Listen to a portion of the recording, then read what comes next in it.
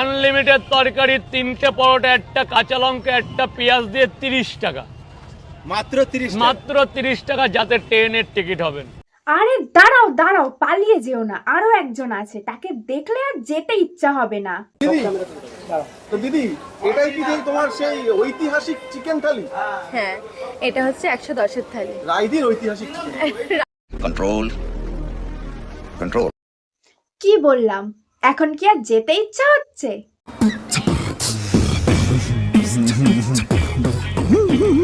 Hey WhatsApp friends, welcome to my channel, welcome to another video. তো friends, এতক্ষণে নিশ্চয়ই বুঝেই গেছো আজ কাদের নিয়ে খেলা হবে। তো চলো ফ্রেন্ডস, বেশি ভাট না বকে কানে লাগাও হেডফোন আর হাতে নাও স্মার্টফোন। আজকের ভিডিও শুরু করা যাক।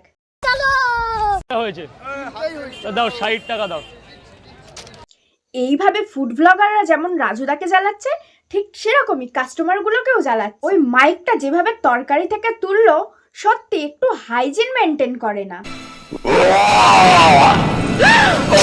দুদিন পর আবার এই ফুড ব্লগাররাই এক্সপোজড বলে ভিডিও বানাবে আর বলবে রাজুদা একটুও হাইজিন মেনটেন করে না। আপেল আপেল আপেল কি হলো? আনলিমিটেড তরকারি, আনলিমিটেড আনলিমিটেড। একে তাড়াতাড়ি রাঁচিতে পাঠাতে হবে, না হলে রাজুদাকেও পাগল করে দেবে। সঠিক বলেছেন। যাও না দাদা, তোমরা তো খাবে না, যাও না, এটা ঘোরাও না, প্রবলেম হচ্ছে। হ্যাঁ, আমার বারণ আছে। এইবার রাজুদার মাথায় একটু বুদ্ধি এসেছে। এইভাবে ফুড ব্লগার গুলো গিয়ে মানুষকে একেবারে অতিষ্ঠ করে রেখে দেয়। এইবার বলবে রাজুদার ব্যবহার খারাপ হয়ে গেছে, এইসব বলে রাজুদাকে অহংকারী প্রমাণ করার চেষ্টা করবে। তারপর টাইটেল দেবে অহংকারী রাজুদা। তারপর আবার আরেকজনের পেছন চাটতে চলে যাবে। এরা সারাক্ষণ শুধু এই ভিউজের পিছনেই ঘুরে বেড়ায় আর মানুষের পেছন চেটে বেড়ায়। রাজুদার কাছে যে সমস্ত ব্লগাররা যাচ্ছে, সেই সমস্ত ছাবড়ি ব্লগারের লিস্ট আমার তৈরি হয়ে গেছে। কোনোদিন রাজুদার খাবার খেয়ে যদি অ্যাক্সিডেন্ট হয়, সব কটা গারদে ঢুকবে, হেভি গ্যারান্টি আছে। ঠিক এইভাবে ফুড ব্লগার গুলো দুটো মানুষের মধ্যে ঝামেলা বাঁধিয়ে দেয়। খেয়ে দিয়ে কোনো কাজ না থাকলে যা হয় আর কি। ঠিক বলেছো।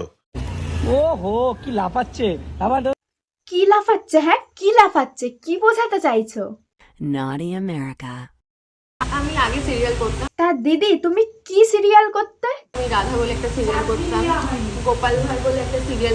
দিদিকে না আমার খুব চেনা চেনা লাগছিল। এখন বুঝতে পারলাম যে দিদিকে কেন চেনা লাগছিল।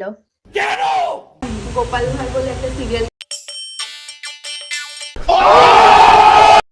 তো ফ্রেন্ডস, আজকের ভিডিওটা এখানেই শেষ করছি।